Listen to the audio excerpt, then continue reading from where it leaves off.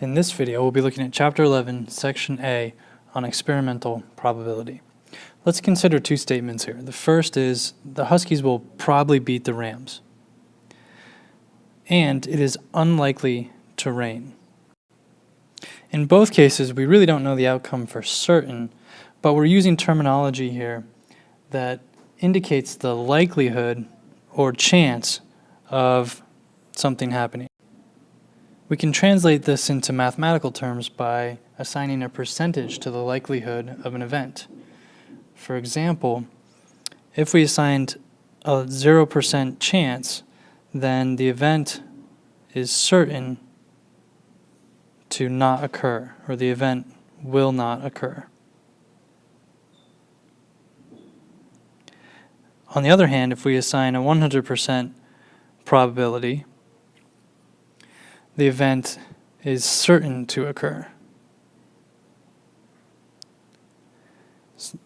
So we can assign a percentage to any situation to describe its chance of happening.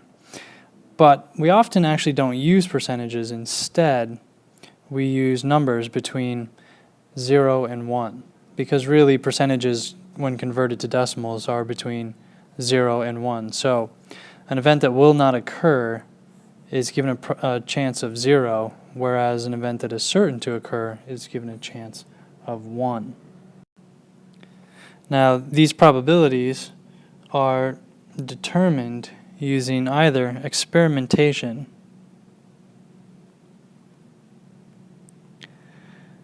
or mathematical theory. And we'll go through examples of both in the coming videos. So in dealing with probability, we need to make sure that we're using the appropriate terminology. So the first term that we're going to look at is the number of trials. And this is really the total number of times that an experiment is repeated.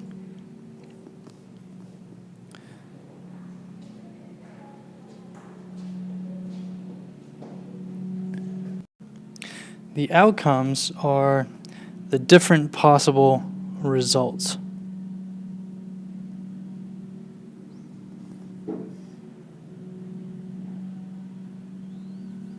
For instance, when I flip a coin, my two outcomes could be heads or tails.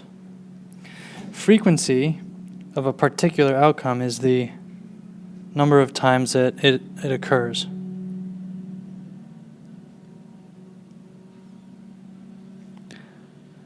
So if I flip a coin 5 times, and I get 4 heads, then the frequency for heads is 4. And then the relative frequency is just the frequency divided by the total number of trials.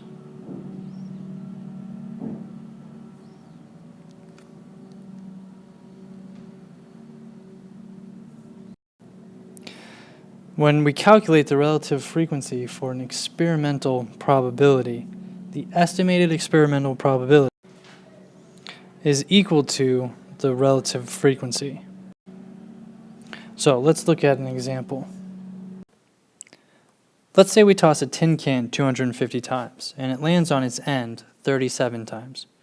What is the experimental probability that it will land on its end? First, we have to consider all the possible outcomes. It could land on its side like this, or it could land on its end like this.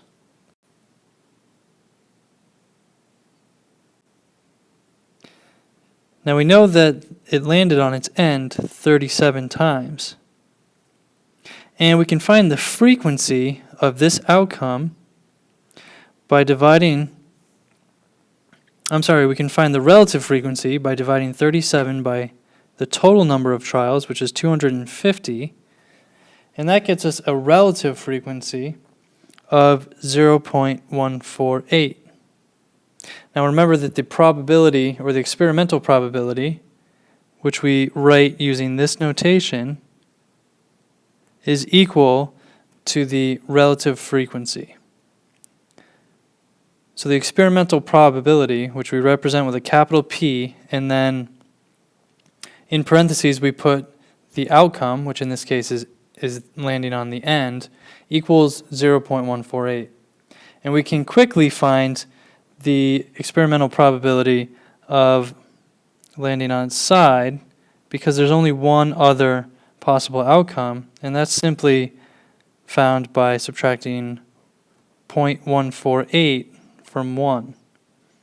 And that would get us 0.852.